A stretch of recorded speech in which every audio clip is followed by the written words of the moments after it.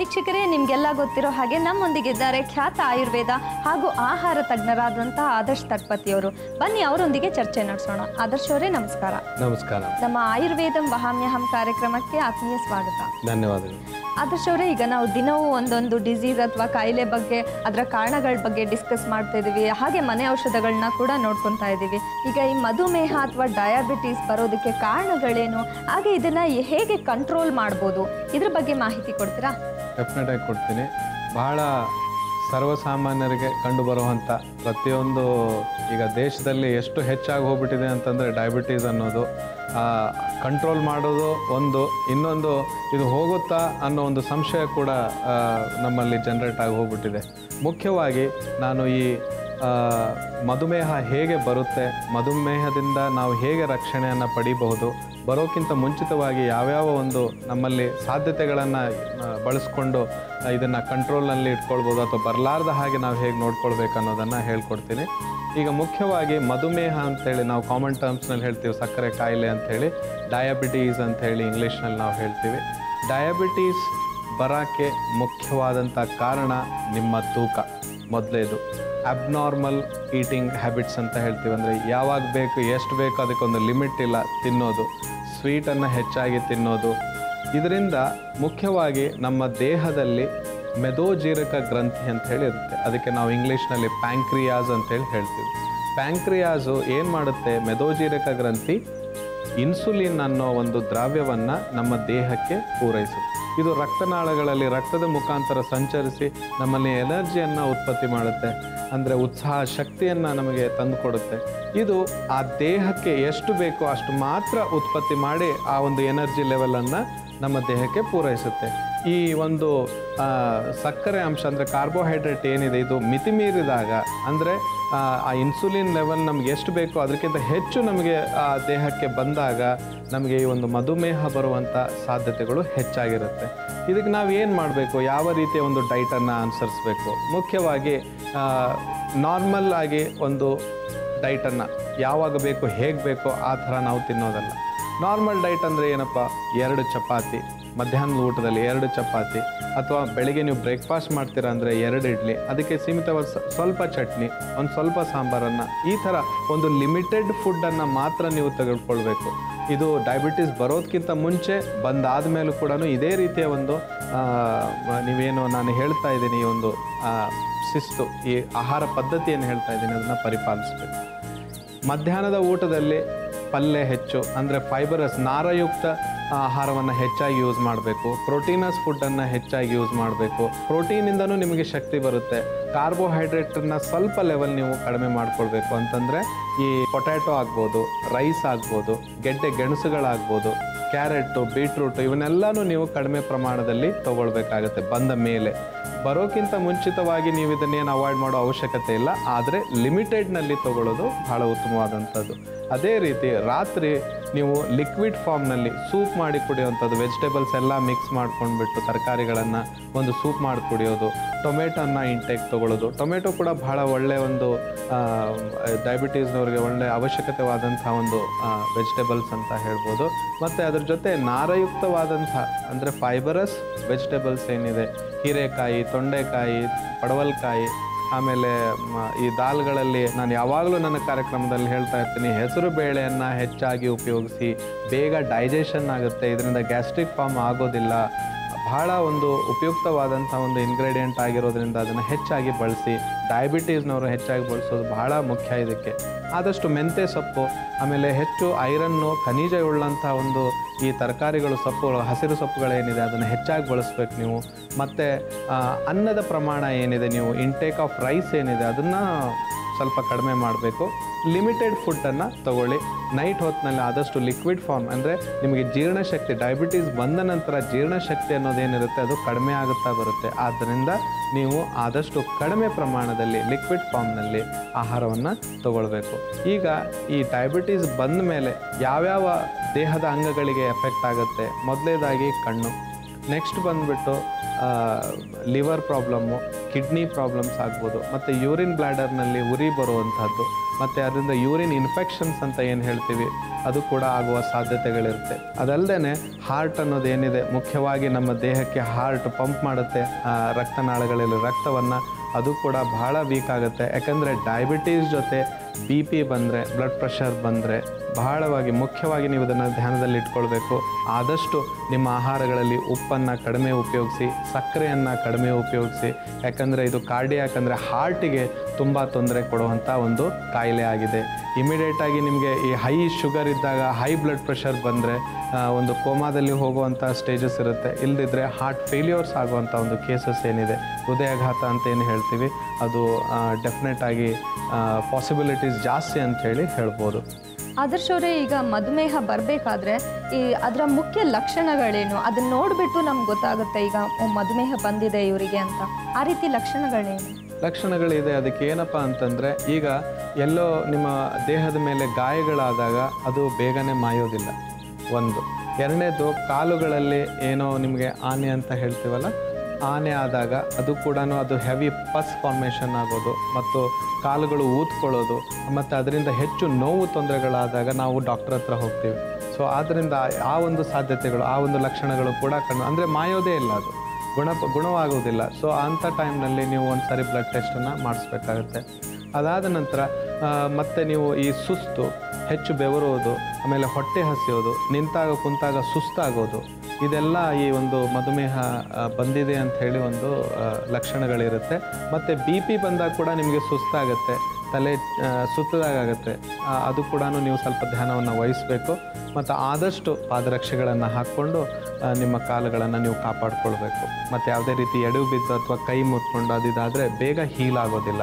ಆದ್ದರಿಂದ ನೀವು ಈ ಒಂದು ಡಯಾಬಿಟೀಸ್, ಮಧುಮೇಹ ಬರೋದಕ್ಕಿಂತ ಮುಂಚೆ ಮತ್ತು ಬಂದಾದ ಮೇಲೆ ಈ ಥರ ಒಂದು ಗುಣಲಕ್ಷಣಗಳು ನಿಮ್ಮಲ್ಲಿ ಕಂಡು ಬಂದರೆ ಆದಷ್ಟು ಬೇಗ ನೀವು ವೈದ್ಯರನ್ನು ಸಂಪರ್ಕಿಸಿ ನಿಮ್ಮ ರಕ್ತ ಒಂದು ಬ್ಲಡ್ ಟೆಸ್ಟ್ ಅಂತ, ತಪಾಸಣೆ ಅಂತ ಏನು ಹೇಳ್ತೀವಿ, ಅದನ್ನು ಮಾಡಿಸಿದ ನಂತರ ನಿಮಗೆ ಅದರ ಒಂದು ರಿಸಲ್ಟ್ಸ್ ಗೊತ್ತಾಗುತ್ತೆ. ವೀಕ್ಷಕರೇ, ಮಧುಮೇಹ ಅಥವಾ ಈ ಡಯಾಬಿಟಿಸ್ ರೋಗದ ಒಂದು ಲಕ್ಷಣಗಳೇನು, ಹಾಗೆ ಇದು ಬಂದಾಗ ಅದನ್ನು ಕಂಟ್ರೋಲ್ ಮಾಡಲಿಕ್ಕೆ ಹೇಗೆ ಒಂದು ಶಿಸ್ತಿನ ಕ್ರಮನ ಮೈಗೂಡಿಸ್ಕೋಬೇಕು, ಆಹಾರ ಪದ್ಧತಿಯಲ್ಲಿ ಏನೇನೆಲ್ಲ ಬದಲಾವಣೆಗಳನ್ನ ನಾವು ಮಾಡ್ಕೋಬೇಕು, ಇದ್ರ ಬಗ್ಗೆ ಮಾಹಿತಿ ತಿಳ್ಕೊಂಡಿದ್ದೀವಿ. ಹಾಗೆ ಈಗ ಮೆಂತ್ಯೆ ಪೇಯ, ಇದರಿಂದ ಮಧುಮೇಹ ರೋಗಿಗಳಿಗೆ ಏನೊಂದು ಸಹಾಯಕವಾಗುತ್ತೆ, ಹಾಗೆ ಅದನ್ನು ತಯಾರಿಸೋ ರೀತಿ ಏನು ಅನ್ನೋದ್ರ ಬಗ್ಗೆ ತಿಳ್ಕೊಳ್ಳೋಣ. ಇದಕ್ಕೆ ಬೇಕಾಗಿರುವಂಥ ಇಂಗ್ರೀಡಿಯೆಂಟ್ಸನ್ನು ನೋಟ್ ಮಾಡ್ಕೊಳ್ಳಿ. ಮೆಂತೆ ಕಾಳು, ನಿಂಬೆ ರಸ ಮತ್ತು ಜೇನುತುಪ್ಪ, ಇಷ್ಟು ಈ ಒಂದು ಪಾನೀಯವನ್ನು ಮಾಡಲಿಕ್ಕೆ ಬೇಕಾಗಿರುವಂಥ ಇಂಗ್ರೀಡಿಯೆಂಟ್ಸ್. ಮೊದಲಿಗೆ ಪಾತ್ರೆಯನ್ನು ಬಿಸಿ ಮಾಡಿಕೊಂಡು ಇದಕ್ಕೆ 1 ಗ್ಲಾಸ್ನಷ್ಟು ನೀರನ್ನು ಹಾಕ್ಕೊಳ್ಬೇಕು.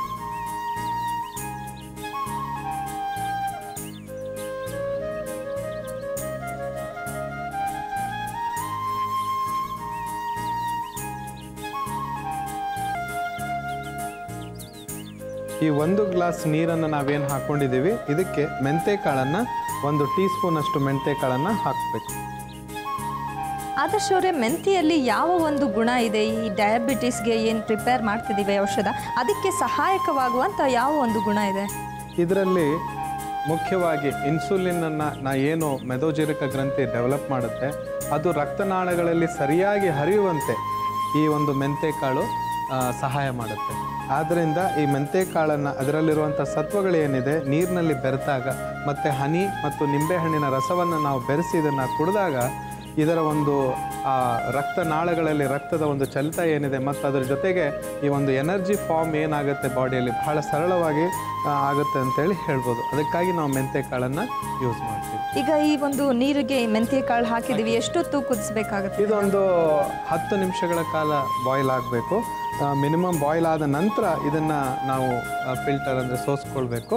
ನಂತರ ಇದಕ್ಕೆ ಜೇನುತುಪ್ಪ ಮತ್ತು ನಿಂಬೆಹಣ್ಣಿನ ರಸವನ್ನು ಹಾಕ್ಕೊಳ್ಬೇಕಾಗುತ್ತೆ. ಈಗ ಒಂದು 10 ನಿಮಿಷ ಕುದಿಬೇಕು. ಆದರ್ಶ್ ಅವರೇ, ಈಗ ಈ ಮೆಂತ್ಯ ನೀರು ಕುದೀತಾ ಇದೆ, ಈಗ ನೆಕ್ಸ್ಟ್ ಸ್ಟೆಪ್ ಏನು ಮಾಡೋದು? ಇದನ್ನು ನಾವೀಗ ಸೋಸ್ಕೊಳ್ಬೇಕಂದ್ರೆ ಫಿಲ್ಟರ್ ಮಾಡ್ಕೊಳ್ಬೇಕು. ಫಿಲ್ಟರ್ ಮಾಡ್ಕೊಂಡ ನಂತರ ನಾವು ಮುಂದೆ ಯಾವ ಇಂಗ್ರೀಡಿಯೆಂಟ್ಸ್ ಇದೆ ಅದನ್ನು ಹಾಕ್ಕೊಳ್ಬೇಕು.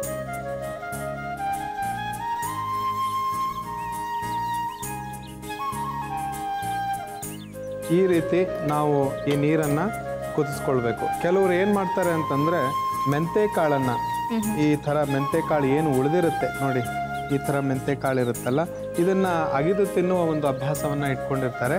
ಅದೇನು ನೆಸೆಸರಿ ಇಲ್ಲ ಇಲ್ಲಿ ಅನ್ಸುತ್ತೆ, ಯಾಕಂದ್ರೆ ಇದರಲ್ಲಿರುವಂತಹ ಸತ್ವ ಇದರಲ್ಲಿ ಬಂದ್ಬಿಟ್ಟಿರುತ್ತೆ.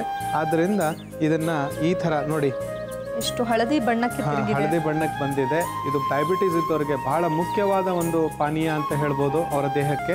ಮತ್ತು ಇದರಲ್ಲಿ ಈ ಬಿಸಿ ಇರುವಾಗಲೇ ನಾವು ಇದನ್ನು ಸೇವಿಸಬೇಕು. ಈ ನಿಂಬೆಹಣ್ಣಿನ ರಸ ಮತ್ತು ಜೇನುತುಪ್ಪವನ್ನು ಬೆರೆಸಿ ಇದನ್ನು ಯಾವಾಗ ಸೇವಿಸಬೇಕು? ದಿವಸಕ್ಕೆ 1 ಬಾರಿ ಮಾತ್ರ ನೀವು 1 ಗ್ಲಾಸಿನಷ್ಟು ಈ ಥರ ಮಾಡ್ಕೊಂಡ್ಬಿಟ್ಟು ಹಾಫ್ ಆನ್ ಅವರ್ ವಾಕಿಂಗ್ ಮಾಡಿಬಿಟ್ಟು ಮನೆಗೆ ಬಂದ ನಂತರ ಈ ಥರದ ಒಂದು ಪಾನೀಯವನ್ನು ಮಾಡಿ ನಂತರ ಇದನ್ನು ಬಿಸಿ ಬಿಸಿಯಾಗಿ ನೀವು ಸೇವಿಸಬೇಕು. ಈ ಥರ ಬಿಸಿ ಬಿಸಿಯಾಗಿ ಸೇವಿಸಿ ನಿಮಗೆ ರಿಸಲ್ಟ್ಸ್ ನೋಡಿ ಎಷ್ಟು ಒಳ್ಳೆ ರಿಸಲ್ಟ್ಸ್ ಬರುತ್ತೆ ಅಂತಂದರೆ, ಡಯಾಬಿಟೀಸ್ ಇದ್ದವರಿಗೆ ನಿಮ್ಮ ಬ್ಲಡ್ ಶುಗರ್ ಯಾವಾಗಲೂ ನೀವು ಕಂಟ್ರೋಲ್ನಲ್ಲಿ ಇರುತ್ತೆ. ಆದ್ದರಿಂದ ಈ ಒಂದು ಪಾನೀಯವನ್ನು ದಯವಿಟ್ಟು ಮನೆಯಲ್ಲಿ ನೀವು ಟ್ರೈ ಮಾಡಿ ನೋಡಿ, ನಿಮಗೆ ಗೊತ್ತಾಗುತ್ತೆ ಇದರ ಎಷ್ಟು ಒಂದು ಪ್ರಯೋಜನ ಇದೆ, ಎಷ್ಟು ಒಂದು ಉಪಯೋಗಕಾರಿಯಾಗಿದೆ ಅಂತ ಹೇಳಿ. ಇದಕ್ಕೀಗ 1 ಟೀ ಸ್ಪೂನಷ್ಟು ನಿಂಬೆಹಣ್ಣಿನ ರಸ ಮತ್ತು 1 ಟೀ ಸ್ಪೂನಷ್ಟು ಜೇನುತುಪ್ಪ ಹಾಕ್ಬಿಟ್ಟು ಚೆನ್ನಾಗಿ ಮಿಕ್ಸ್ ಮಾಡ್ಕೊಳ್ಬೇಕು. ಇದನ್ನು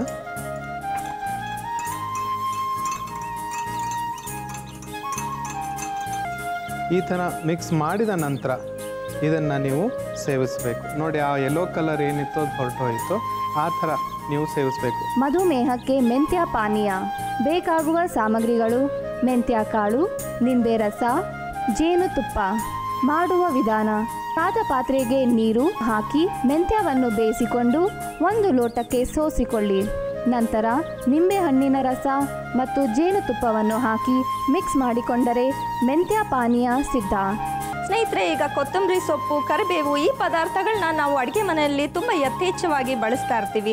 ಸಾಂಬಾರ್ಗಿರ್ಬೋದು, ಪಲ್ಯಕ್ಕಿರ್ಬೋದು, ಇದೇ ರೀತಿ. ಆದರೆ ಇದರಲ್ಲಿ ಒಂದು ಡಯಾಬಿಟೀಸ್ ಅಂತ ರೋಗವನ್ನು ಒಂದು ಕಂಟ್ರೋಲ್ ಮಾಡೋ ಅಂಥ ಶಕ್ತಿ ಇದೆ ಅಂತ ನಿಮಗೆಲ್ಲ ಗೊತ್ತಿತ್ತಾ? ನನಗೂ ಕೂಡ ಗೊತ್ತಿರಲಿಲ್ಲ. ಬನ್ನಿ ಹೇಗೆ ಅದನ್ನು ಮಾಡೋದು ಅಂತ ನೋಡೋಣ. ಬನ್ನಿ ವೀಕ್ಷಕರೇ, ಇದಕ್ಕೆ ಬೇಕಾಗಿರುವಂಥ ಇಂಗ್ರೀಡಿಯೆಂಟ್ಸ್ ಏನು ಅಂತ ಹೇಳಿ ಒಂದ್ಸರಿ ನೋಟ್ ಮಾಡ್ಕೊಳ್ಳಿ. ಕರಿಬೇವಿನ ಸೊಪ್ಪು, ಮೆಂತೆಕಾಳು, ಉಪ್ಪು, ಅರಿಶಿಣದ ಪುಡಿ ಮತ್ತು ಕೊತ್ತಂಬರಿ ಸೊಪ್ಪು. ಇದನ್ನು ಹೇಗೆ ಮಾಡೋದು, ಇದರಿಂದ ಉಪಯೋಗಗಳು ಏನು ಅಂತ ಹೇಳಿ ತಿಳ್ಕೊಳ್ಳೋಣ. ಮೊಟ್ಟ ಮೊದಲಿಗೆ ಮೆಂತೆಕಾಳು, ಕರಿಬೇವಿನ ಸೊಪ್ಪು, ಉಪ್ಪು ಮತ್ತು ಕೊತ್ತಂಬರಿ ಸೊಪ್ಪನ್ನು ಹಾಕಿ ನಾವು ಜಜ್ಕೊಳ್ಬೇಕು, ಪೇಸ್ಟ್ ಮಾಡ್ಕೊಳ್ಬೇಕು.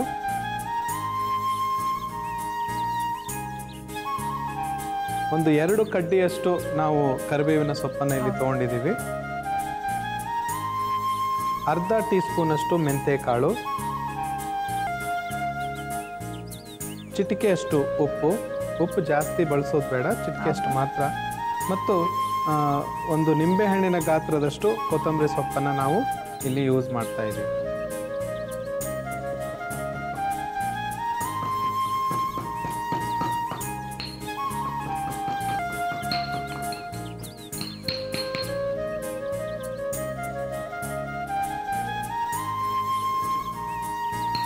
ಕಿರಣ್ಮಯೂರಿ, ಇದಾಗಿದೆ, ಪೇಸ್ಟ್ ಆಗಿದೆ.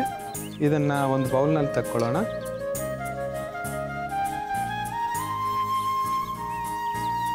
ಬೌಲ್ ಕೊಡಿ.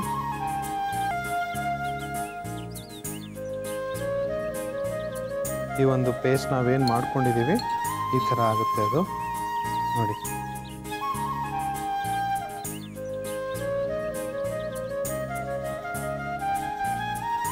ಇದಕ್ಕೆ ಈ ನಾವು ಮಾಡ್ಕೊಂಡಿರುವಂಥ ಇದೇನು ಪೇಸ್ಟ್ ಇದೆ ಈಗ, ಇದಕ್ಕೆ ಒಂದು ಸ್ವಲ್ಪ ಒಂದು ಚಿಟಿಕೆಯಷ್ಟು ಅರಿಶಿನ ನಾವು ಹಾಕ್ಕೊಂಡ್ಬಿಟ್ಟು ಮಿಕ್ಸ್ ಮಾಡ್ಕೊಳ್ಬೇಕು.